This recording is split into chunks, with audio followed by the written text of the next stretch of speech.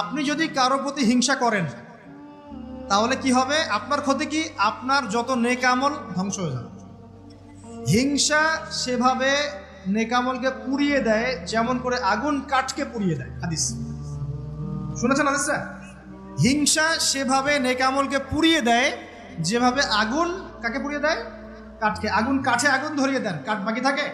কয়লা ছাই হয়ে যাবে। ঠিক একইভাবে আমল নামার নেকি সব ছাই হয়ে যাবে।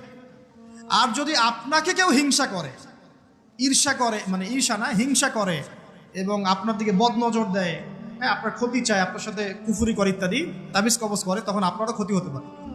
চোখ লাগলে, বদনজর হলে, তাবিজ কবজ, আপনার ক্ষতি হতে পারে। আর এই ক্ষতি থেকে আপনি বাঁচবেন কিভাবে? এটা তো আপনার হাতে নাই, তাই না? কেউ যদি আপনাকে হিংসা করে, এটা তো আপনার হাতে নাই, আছে?